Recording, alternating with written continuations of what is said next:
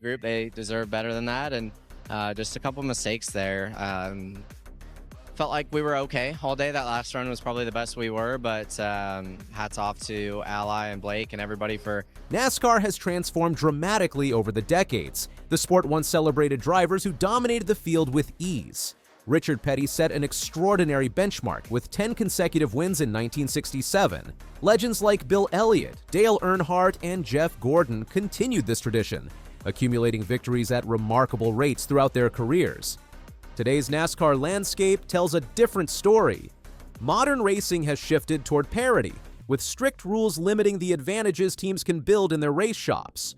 This new competitive balance has made consecutive wins increasingly rare. Christopher Bell nearly made history at the start of the 2025 season with 3 consecutive victories. His attempt at a 4th straight win fell short when Josh Berry captured the checkered flag at Las Vegas. Shortly after, Kyle Larson secured his first victory of the season at Homestead-Miami Speedway. Larson's win at Homestead carries special significance. Prior to Bell's 3-race streak this year, Larson held the record for consecutive wins during his championship season in 2021. Many consider him the greatest driver of his generation, but a pressing question looms over his career. Can Larson match the win totals of NASCAR's past heroes? Kyle Larson currently stands at 30 career wins, making him the 30th driver in NASCAR history to reach this milestone. After his victory at Homestead, the racing world began to speculate about his future achievements. Will he double his current win total before retirement? Brad Gilley of Performance Racing Network believes Larson's potential is substantial. Gilley said, "He's only 32 years old. He's got plenty of time." The math supports Gilley's optimism. Since joining Hendrick Motorsports from Chip Ganassi Racing in 2021, Larson has averaged nearly 4 wins per season through the end of 2024. If he maintains this pace, 60 wins appears within reach. NASCAR drivers typically enjoy long careers, often competing well into their late 40s. Kevin Harvick retired in 2023 at age 47 after 23 years in the Cup Series. Denny Hamlin, still active in 2025 at 44, stands as the oldest driver on the grid. With time on his side, Larson seems positioned to climb the all-time wins list significantly. While discussing Larson's career trajectory on PRN Live, Kyle Petty said, "I think it's doable, but I'm going to say black flag.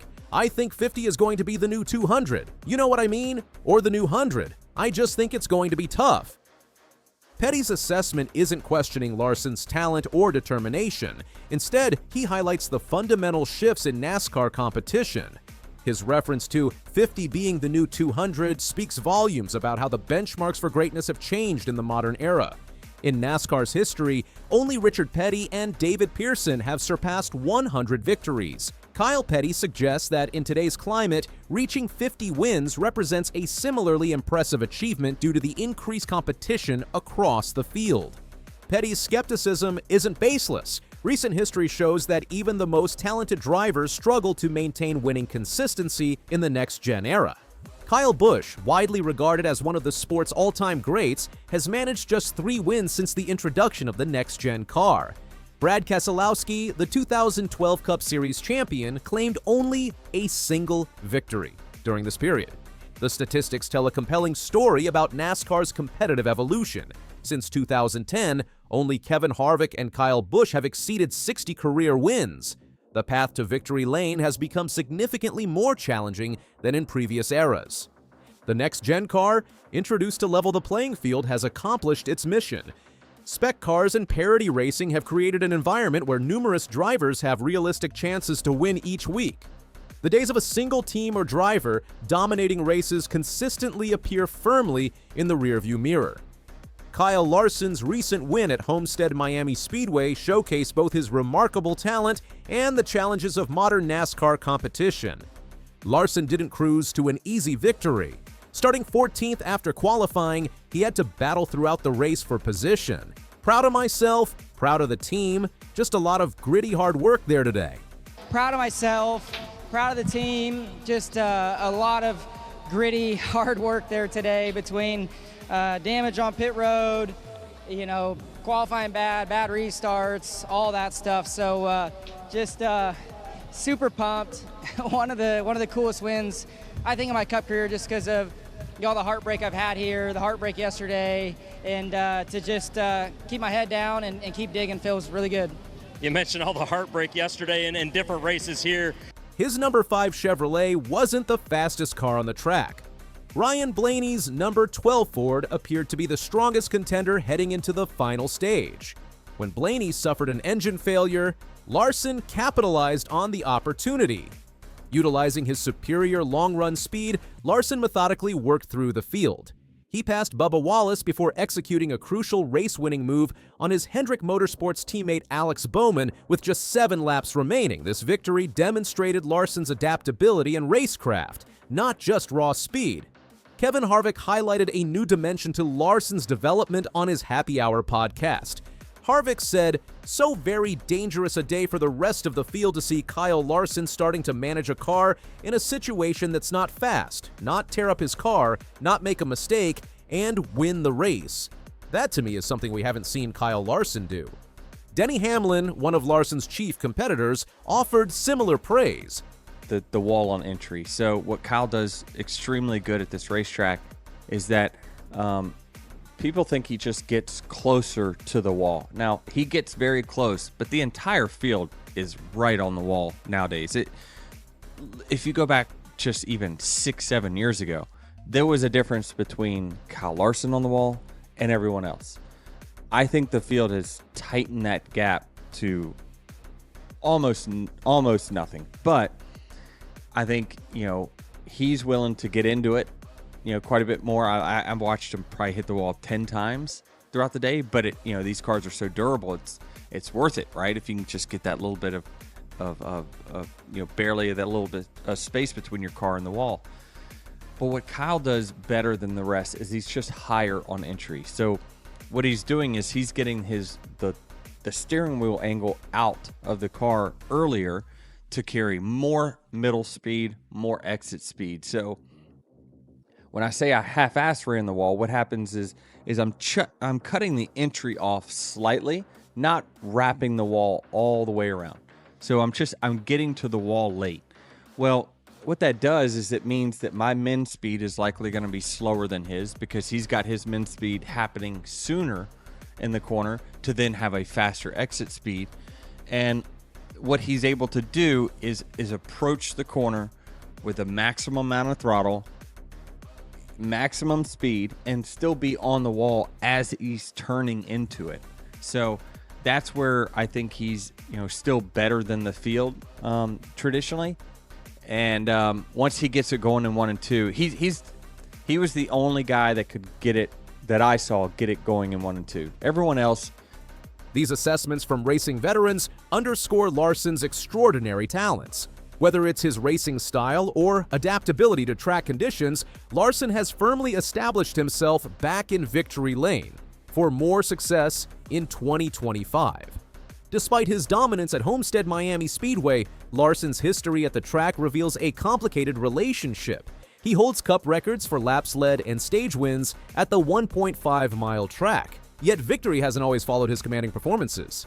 For Larson, Homestead represents NASCAR's equivalent of the prestigious Chili Bowl, an annual indoor dirt race whose significance Larson once compared to the Daytona 500. Just as it took him 13 years to win his first Golden Driller Trophy in Tulsa, Oklahoma, Larson needed 9 attempts to capture his first Homestead victory.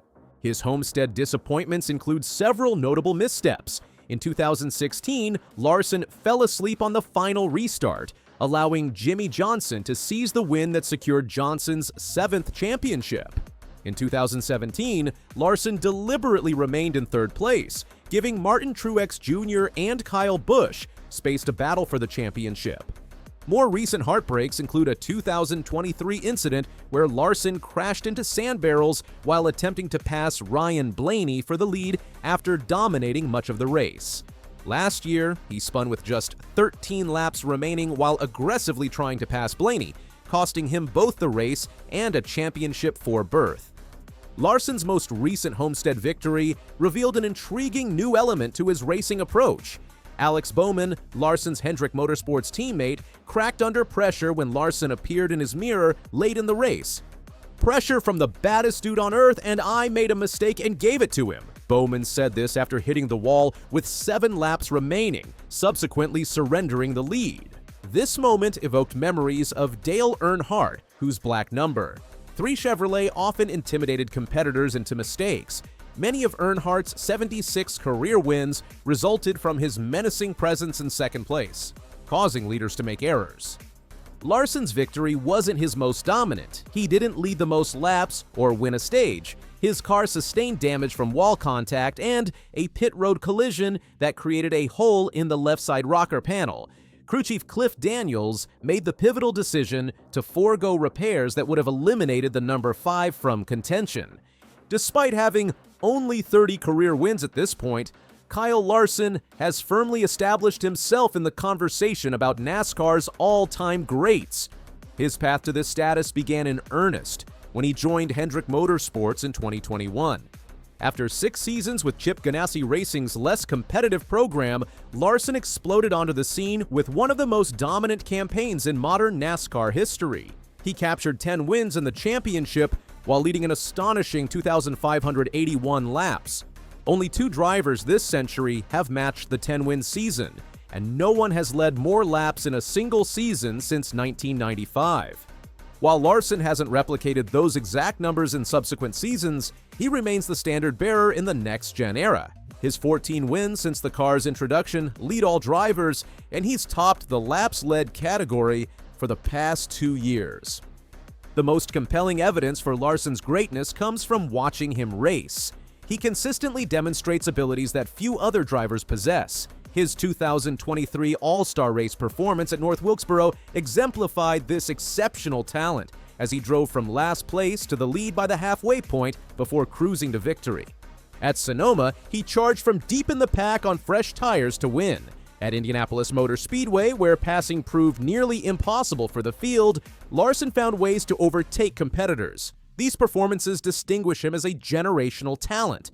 The Homestead victory required no tire advantage, only driver skill. After competing in all 3 NASCAR National Series races at the track that weekend, Larson's experience and understanding of the surface paid dividends in the Cup race, allowing him to preserve his tires for the crucial final laps. The number of drivers in NASCAR history who could have executed Larson's winning move at Homestead with 25 laps remaining could likely be counted on one hand. This exceptional ability places him among the sport's elite performers regardless of his current win total.